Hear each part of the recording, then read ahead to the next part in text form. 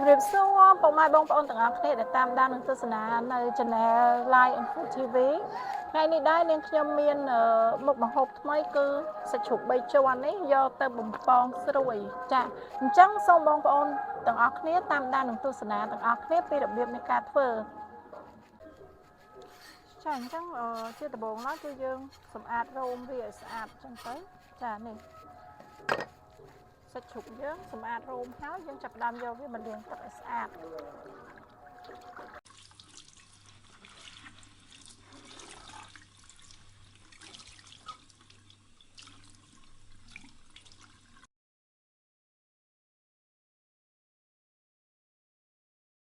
បន្ទាប់ពីយើងលាងសាច់ជ្រូកស្អាតហើយយើងយកខ្ទះមកដាក់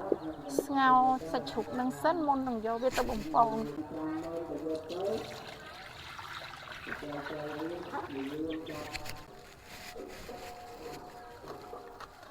ចឹងដាក់សាច់ជ្រូកនឹងស្ងោរទៅ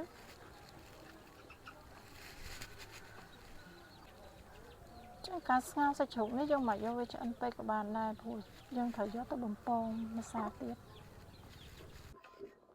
ចាអញ្ចឹងសាច់ជ្រូកយើងល្មមស្រង់ហើយព្រោះយើងអាចឲ្យវាឆ្អិនពេកទេអញ្ចឹងយើងស្រង់វាចេញមកសិន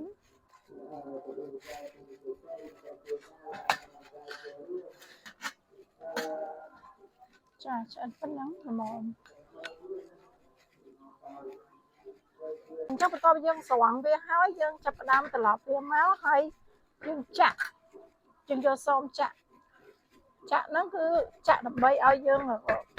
ពេលយើងលាបគ្រឿងទៅឲ្យវាចូលជាតិចាអញ្ចឹងយើងចាក់វាឲ្យសុះឲ្យអស់ទៅមកទៀតតាមយើងលាបគ្រឿងពេលយើងលាបគ្រឿងទៅវាបំពងទៅវាចូលជាតិគ្រឿងហើយនឹងសាច់ហ្នឹងវាស្រួយល្អសុះហើយអស់យើងចាប់ផ្ដើមលាយគ្រឿងទី1ដែលខ្ញុំដាក់គឺបារ៉ូឌីស្ករសចាបន្តមកទៀតខ្ញុំដាក់ប៊ីចេងប្រេងខ្យង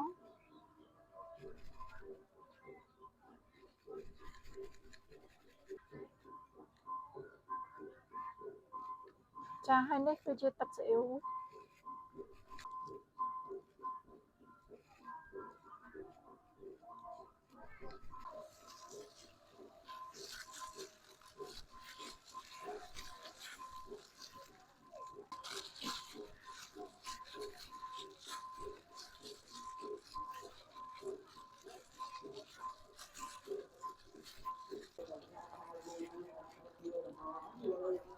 ចាអញ្ចឹងបន្តទៀតយើងឆូតវាឈ្ងុយ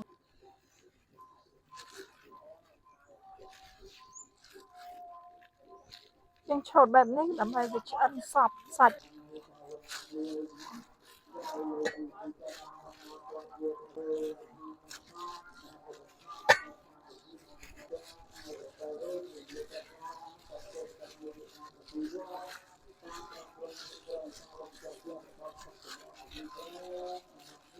ចាអញ្ចឹងយើងប្រឡាក់គ្រឿងរួចរាល់ហើយយើងដាក់វាបំពងចូលទៅក្នុងខ្លាញ់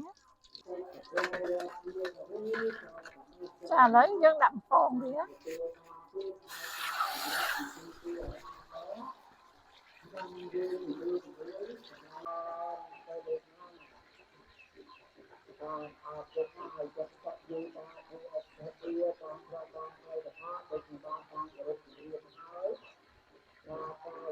ចាអញ្ចឹងនេះគឺជាបន្លែដែលយើងរៀបរួចហើយជាមួយនឹងនំបញ្ចុកសម្រាប់យើងយកទៅញ៉ាំជាមួយនឹងសាច់ជ្រូកបំពងស្រួយរបស់យើង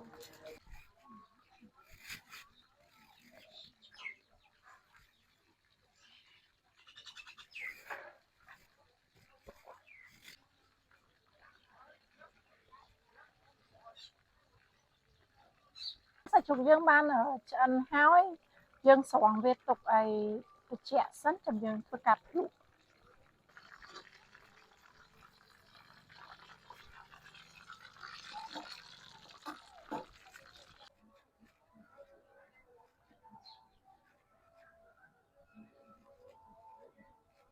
ចាអញ្ចឹងសាច់ជ្រូកយើងបានឆ្អិនរួចរាល់ហើយចាអញ្ចឹងឥឡូវយើងមកធ្វើការភ្លក្សទាំងអស់គ្នា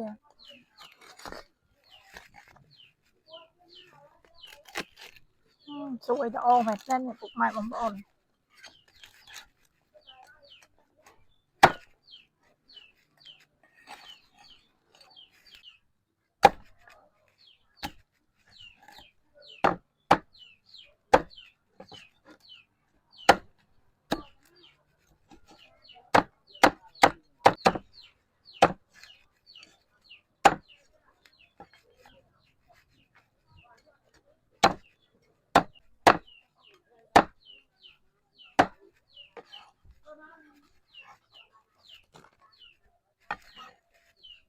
ចាសាច់ជ្រូកបំពងយើងរួចរាល់ហើយសូមបងប្អូនពុកម៉ែបងប្អូនទាំងអស់គ្នាមកភ្លក់ជាមួយនឹងខ្ញុំទាំងអស់គ្នា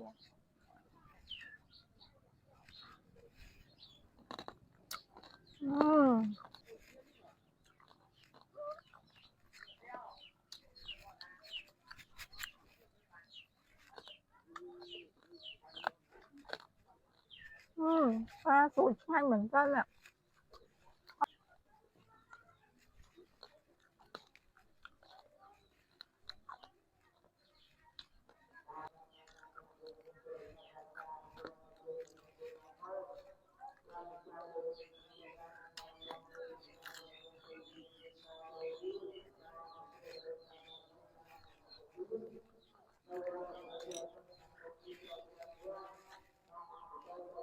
ឆ្ងាញ់